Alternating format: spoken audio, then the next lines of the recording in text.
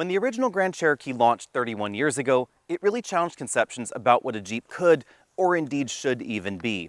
Not just because it was a unibody off-road SUV swimming in a sea of body-on-frame competition, but because of the kind of competition that Jeep was targeting with that original Grand Cherokee. They weren't just looking after the Ford Explorer, they were also trying to make that Grand Cherokee the American Range Rover, essentially, a luxury off-road SUV. And that sort of two-pronged mission continues today with the biggest Grand Cherokee ever conceived of. This is the Grand Cherokee L. And like that original model, it has two very different sets of competition in mind. Starting at $43,330 for 2024, the Grand Highlander is obviously a direct competitor to this, and it's brand new in the American market. But also, you could see this as at least an alternative to a BMW X7 or a Lexus TX or any of the larger three-row luxury SUVs out there.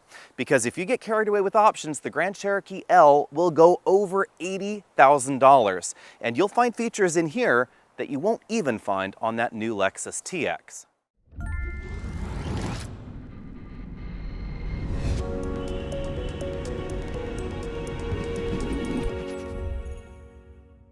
At 204.9 inches long, the Grand Cherokee L is on the extreme long end of the mid-size three-row SUV category, or I guess you could say it's on the small side of the full-size SUV category.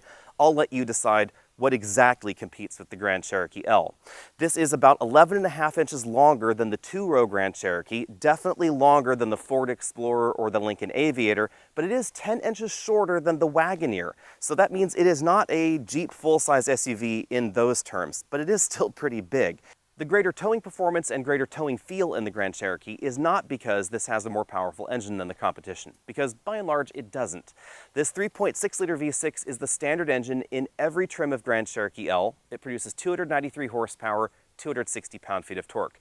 You will definitely find more powerful engines in a number of the key competitors, but they're not going to feel like this out on the road when towing. And the reason is the rear-wheel drive design of the Grand Cherokee L, also its off-road mission. Because the Grand Cherokee L was designed to be off-roaded, it has a much stiffer unibody with stronger attachment points for the suspension, the rear axle, etc., than even something like a Ford Explorer, and that's part of why this goes higher as far as its towing capability. But then there is the rear-wheel drive design period. A rear-wheel drive transmission like this is bigger than a front-wheel drive 8-speed automatic. And that means that we have bigger gear sets that can be made more robust. You can also have greater cooling capability. You can have more oil in there to help cool, etc. All of that imparts greater towing capability and greater towing performance than the competition. Sure, you could get a front-wheel drive competitor, even one with a CVT under the hood, rated to tow 6,000 pounds.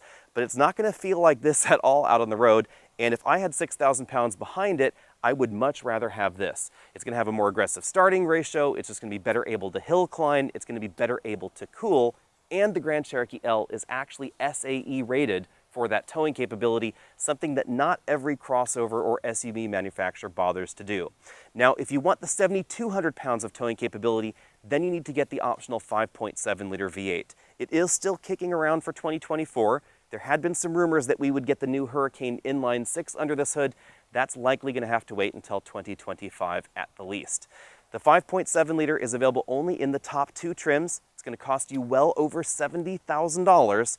It's only going to come with four-wheel drive. It's going to give you 357 horsepower, 390 pound-feet of torque, but it is going to give you that 7,200 pound towing capability. The downside, it's going to drop your fuel economy all the way down to 17 miles per gallon. This V6 is significantly more efficient. Front seat comfort is excellent, just as you'd expect, but there are a variety of different front seats to choose from in the Grand Cherokee L, which will make comparisons a little bit tricky.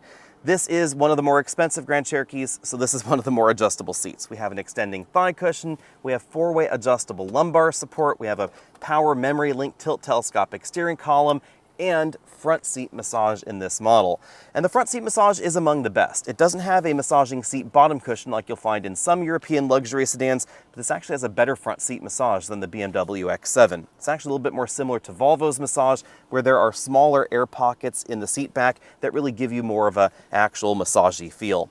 Now, as far as the seating position goes, it's just about as upright as you'd expect. We have a pretty flat floor up front, so no weird cutouts or anything like that. You can park your leg just as far back as you want. front, and you definitely have a commanding view of the road. We also have a pretty tall ceiling. If I put this seat all the way to the bottom here, I have about 3 inches of headroom left, even though this does have the panoramic moonroof. Now, because there is such a broad spread of Grand Cherokee L, about $40,000 separates the low-end trim from the top-end trim. Be sure and step into whatever trim you're looking at to actually make those direct comparisons with that one. Even though the Grand Cherokee is a pretty large vehicle, you won't find as many seats in here as you will in some of the competition. That has to do with its off-road mission and its luxury mission both. This model is a 6-seat model. 2 here in the middle, 2 there in the way back. We do have seats, however, that slide forward and backward, and we also have a surprising amount of recline in the second row seats. This is among the more comfortable second rows available in this segment. This particular model has the 4-zone automatic climate control, something you won't find in mainstream entries, but is pretty normal in luxury vehicles. We also have heated outboard seats here in the second row, well-integrated sunshades in the doors, and you can see that the panoramic moonroof comes just about to the rear passengers' heads. If I move across to this other side of the vehicle, you'll notice that these second row seats allow you to leave a child seat latch anchored into place and still easily access the third row. If you're shopping for a mainstream vehicle, there are going to be a few other entries like the Volkswagen Atlas, like the Nissan Pathfinder that will do this. But in the luxury segment, it's actually pretty rare. And outside the Grand Wagoneer and the Grand Cherokee lineup, it's pretty much not going to do this. So if you do have kids in child seats, it's going to be a lot easier to get back there into the third row. On the other hand, in the luxury segment, like the X7, etc., you're going to find second row seats that are a little bit more thickly padded. You can see this is a relatively thin seat back. So the second row is going to be more comfortable in some of those European luxury options. I do, however, like the fact that the seat slides forward and backward pretty easily because combined legroom in here is actually going to be well below the Grand Highlander and some of those bigger 3-row crossovers. So if you are going to put someone in the fairly big back seat, you are going to need to move the seats forward a little bit in order to accommodate them. This is one of those vehicles where the numbers don't tell the entire story of what it's like to be in the third row. With 111 inches of combined legroom approximately, the Grand Cherokee appears on paper to be as tight as something like a Highlander or some of those smaller 3-row crossovers in the US, especially back here in the third row. But that's not really the case. I have a place to put my feet. I can tuck them under the center console and under this second row seat. We also have a 2-person third row. I'm a little bit torn about that. I think that they could have squeaked 3 seat belts in here, which would have made it a little bit handier, but there's probably a reason for that. It's narrower across the wheel wells because the Grand Cherokee L was designed for a more rugged off-road suspension that required bigger mount points to the body. Also, much bigger tires than you'll find on average in 3-row SUVs, especially in the mainstream segment. So that really pushes things in a little bit. And it does mean that 2 people are going to be a lot more comfortable. Adults are certainly going to be more comfortable in this third row than in the 3-person third rows you'll see out there. On the other hand, this seat bottom cushion is pretty close to the ground compared to the Wagoneer. So if you want a more comfortable third row in a Jeep, you can step up there and get an even more comfortable seat in the back. Headroom is surprisingly generous. Thanks to the way this ceiling is shaped, if I'm sitting in a natural upright position, actually fairly upright, I still have about 1 inch of headroom left. That's really noticeable. But if I put my head back here to the headrest, it's touching both the headrest and the back of my head is just barely touching the ceiling because of the way they've dished out this ceiling area for headroom. There's no getting around the long hood proportions in the Grand Cherokee L. You will certainly find less cargo room back here than in some of the stubbier nosed options, even though this is on the extreme long end of the segment on the outside. And that's kind of logical, because the space has to go somewhere, and in the Grand Cherokee L, that somewhere is the hood, not the cargo area or the third row as far as legroom goes. But the cargo area is still relatively middle of the pack. We find just over 17 cubic feet of storage back here, so more usable storage than you'll find in a regular Highlander. But you won't be able to fit more than about 4 of these 22-inch roller bags. This will just barely close. We actually have kind of a dish out in the hatch in this area, so that way you can put some of those boxier items in here. But in our 24-inch roller bag test, you can squeak just 2 back here. This scores 6 out of 10 points in our exclusive Trunk Comfort Index. Taller people are going to like the fact that we have that higher hatch. Shorter people are going to like the fact that the button to close that hatch is over here low rather than on the hatch itself. It's also pretty handy for kids. Everybody else, they're probably going to like the fact that the third row power folds, but then some people, they're not going to like the amount of cargo space. Other people are not going to like the fact that you can't open the hatch or power fold the third row when you're back here in the cargo area. So I guess I'm just going to have to climb over, I think. Let's start out by taking this Grand Cherokee on a mild off-road trail, because off-roading and towing are two big reasons to get this over the competition. And you will certainly notice a big difference in both of these areas versus something like a Telluride, a Palisade, Atlas, Grand Highlander, etc., etc., etc. This has a very different character to it. If you want to take off-road capability to the next level, in addition to 4-low, you can get an electronic locking differential in the back. It's basically an E-limited slip differential. That is going to function somewhat similarly to what we find in the new Acadia and the new Traverse in their off-road formatted trims. However, the capability here is much higher because this rear differential is rated for a great deal more power. And indeed, you can get more power and more torque in the Grand Cherokee as well. If you get the 5.7 liter V8 and you have it in 4-low, you are sending significantly more torque to the rear axle, many times more torque actually to the rear axle than you could in really anything else in this segment. The reality, of course, is that most people aren't going to be taking their family haulers on a trail any more complicated than the one that I'm on here. And this course is more about traction management and ground clearance than it is about true four-wheel drive capability or even wheel articulation, which are all very good on the Grand Cherokee L, mind you. As far as towing performance goes, the Grand Cherokee L does an excellent job. Trailer isolation is definitely a little bit better in this generation than it was in previous generations of the Grand Cherokee, so you're going to hear the hitch rattling around a little bit less on the back of the vehicle. The trailer that I have right now on the screen that you're looking at right now, that's about 4,500 pounds of weight, so not a terribly heavy trailer, but it is pretty long. It's 26 feet long, and it does tend to push around some vehicles. Now, if you don't need to tow, well, let's talk about that now. If you don't need the towing capability or the off-road capability, there are going to be some options that are going to perform better than this on-road, although the Grand Cherokee L still does pretty well for itself. It has a nice sound from the V6 engine. The V8, of course, sounds better. The V8's also going to be faster. This sounds pretty good and feels pretty good. Let's just go ahead and come to a complete stop and just go up to the speed limit here. Thanks to the 8-speed automatic transmission and a pretty aggressive ratio, starts feel pretty good. But then when you look at the number, you'll notice that it's really running out of steam towards the upper RPMs, over about 4,000 RPM or so. And that's why 0 to 60 is a little bit more leisurely than I might like, 7.5 seconds. Keep in mind, the transmission is doing the most here because this is 5,000 pounds as equipped. So even though we have a little bit less power than some of the options in this segment, performance is closer than you might think, given the curb weight. So 7.5 seconds. If you want 0 to 60 more around 6 seconds, you could get the V8. That has a lot more torque, a lot more power. It's definitely going to get you there faster. But you could also get 0 to 60 faster in a number of the competition with better fuel economy, because that is certainly a sacrifice here. Also a sacrifice is going to be the rest of the dynamic suite. So 60 to 0, 124 feet. That is a little on the long side. When it comes to handling, I'm going to give this a solid B+. The handling dynamics feel good. It definitely has a solid rear-wheel drive nature. If I put this in the sport mode, it's going to firm up the suspension a little bit. It's also going to lower the suspension down a little bit, so that way it's going to have a better center of gravity, better feel out on the road, but it's still going to feel a little on the heavy side. It's never going to feel front heavy though, because it actually has a perfect 50-50 weight balance thanks to the rear wheel drive design. So depending on exactly what you're comparing this to, I would say this feels better out on the road than something like a Grand Highlander or a Lexus TX. I'd actually say that would be a little bit better in terms of feel. But when it comes to absolute grip, some of those front wheel drive, front heavy vehicles are actually going to grip the road a little bit better than this. When it comes to the ride quality though, Jeep has done an excellent job. Thanks again to the adaptive air suspension. I'm certainly going to give this an A+. This doesn't have that overly firm feel that we find in so many ostensibly family-focused three-row vehicles right now in the US. This is going to be much more comfortable for longer highway journeys. You'll really notice that in the regular height mode or in the regular aero mode for driving down on the regular highway. It still has a pretty composed ride quality there. Jeep also did an excellent job when it comes to cabin isolation. I measured 69.5 decibels in here at 50 miles an hour, making this the equal of the BMW X7 in terms of cabin quietness. Road noise and wind noise both are very well controlled. Now keep in mind, obviously road noise is going to be a factor of the tires you put on the vehicle, but we do seem to get more isolation underneath the body of the Grand Cherokee L than we find in a lot of larger three-row crossovers in the US. We haven't driven the new Traverse or the new Acadia yet, but I would not be surprised if this was quieter than both of those models.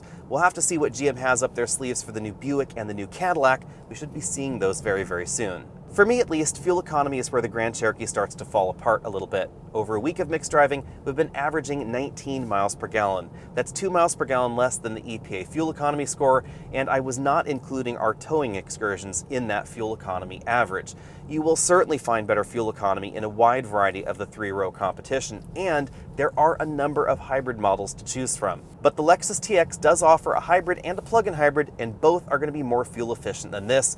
The plug-in hybrid is really quite efficient with its V6-based system. It's going to give you about 30 miles per gallon, over 30 miles of electric range as well. I am surprised that Jeep has yet to put their 4xe system in the Grand Cherokee L. It does appear that the vehicle was designed for it from the beginning. We do see it in the two-row Grand Cherokee, but for some reason we don't find it in this model yet. One thing I forgot to mention earlier in the video is that 2024 is going to allow the option of a hands-free driving assistant on the Grand Cherokee L. This is going to be a little bit late availability, but you can already order it on your Overland model, and it's going to be standard on the Summit trim for 2024. Some early 2024s may or may not have this option available, so be sure and check with your dealer to see exactly which option boxes you're checking. The minimum point of entry is going to be about $74,000, however, because you have to get the Overland trim at least. You have to get the three-row Grand Cherokee. You have to get the additional safety package that was available last year, and then you have to add on to that the new hands-free driving assistant package. Then you have to add the appropriate subscription after the trial period has ended. But it is going to give you Super Cruise-like functionality where you're just going to sit with your hands in your lap, looking at the road. The vehicle is going to do all the steering for you on highways and freeways that have been mapped and approved by the system, and it's going to also do lane changes, so very much like Blue Cruise and Super Cruise. Now let's get to the pricing and comparisons a little bit different than normal, because the Grand Cherokee doesn't really have any true direct competitors in the US, especially when you consider that the average shopper is not buying the base trims. They're actually steering towards the upper end trims in the Grand Cherokee and Grand Cherokee L. We know that by average transaction price data out there, and the Grand Cherokee is going for thousands and thousands of dollars more on average than any of these close competitors, I guess you could say. So let's just dive into the Ford Explorer first. The Explorer starts at $39,000, notably less than the approximately $43,300 starting price of the Grand Cherokee L. And the Explorer is relatively well equipped in its base trim. You are going to get a turbocharged engine in that model rather than a naturally aspirated engine. So if you're not a fan of turbos, you might want to take a look towards the Grand Cherokee. Personally, I love the engine lineup in the Explorer. I think it's pretty well done. The base 4-cylinder turbo is pretty fantastic. The optional twin-turbo engines are definitely peppy. They're not as peppy as some of the optional engines we used to find in the Grand Cherokee, but honestly, the Explorer ST versus the optional 5.7-liter V8 in the Grand Cherokee, that's a solid comparison. And I think that the Explorer wins for me because it's going to be a lot less expensive. You can only get the V8 in the top two trims of Grand Cherokee. It's going to be very, very expensive. Next up, we have the GMC Traverse and the Chevy Acadia. I'm just combining these two models because A, they're both new for 2024, and B, nobody's driven either of them for 2024. We also don't know 2024 pricing, but you can bet it's going to be less expensive starting than the Grand Cherokee. The current Traverse starts at around $35,100 or so. You can bet that 2024 is going to bump that up to maybe $36,000 or $37,000 because there's a lot more standard equipment. And I have to say, I did not expect GM to have knocked the interior out of the park on these new twins, and they truly have. The interior is very good in the Traverse. I think it's even better in the Acadia. I'm really interested to see what the Buick and Cadillac are like. We should be seeing those relatively soon. But the Acadia, I think, is a very solid Grand Cherokee competitor as long as you don't need to go off-road. It has a lot of interior practicality. It has the family friendliness as far as the second row seats that I liked in the Grand Cherokee, but it has more third row room, a much bigger cargo area. It also feels a little bit newer and fresher. Exactly how reliable it will be and how the performance is going to be with that standard turbo, we don't know, but I wouldn't be surprised if base level performance was better because it's probably going to be lighter than the Grand Cherokee. Next up, we have the Grand Highlander and the Highlander combo. I'm putting these two together because Jeep combines the 2- and 3-row models, so why not? This combination is likely going to be the best-selling entry in this segment once Toyota gets the production of the Grand Highlander up to speed. That's because Grand Highlander has really taken off, and you can see that it might actually even be passing the regular Highlander as far as percentage of sales. And that is even considering the fact that it's actually a little bit more expensive than the Grand Cherokee L at $44,465 starting. That's because it starts at a slightly higher trim level versus the regular Highlander. That accounts for most of the approximately $6,000 pricing difference. If you're looking for something that's a little bit sleeker in terms of styling, a little bit easier to park, a little bit less roomy on the inside, but still pretty practical, you want the Highlander. Also, if you want something more efficient, you want the Highlander Hybrid. If you're looking for something that is bigger and boxier and certainly roomier on the inside with definitely a bigger third row and more legroom than we find in the Grand Cherokee, you want the Grand Highlander. The big difference is, versus the Jeep, there is no real off-road pretense with the Grand Highlander. Yeah, they have given it a slightly aggressive front end, but they're not even attempting to call this an off-road capable vehicle. Next up, we have the Subaru Ascent. I tossed this on the list because it's sort of off-roady, and that's theoretically the mission of the Grand Cherokee, is to be off-roady, but also to be luxury. Now, the Ascent, it's not really trying to be luxury. So on the scoring chart here, I think that when it comes to things like the styling, the technology, and the luxury side of the equation, the Grand Cherokee is an easy win, and it's a pretty big win over the Subaru Ascent. Also, off-road capability is a reasonable win over the Ascent. Subaru has decent ground clearance. They have software that is certainly programmed for more muddy terrain, more rocky terrain than you'll find in the average three-row vehicle. But no Ascent is going to have anywhere kind of the off-road capability you'll find in a Grand Cherokee.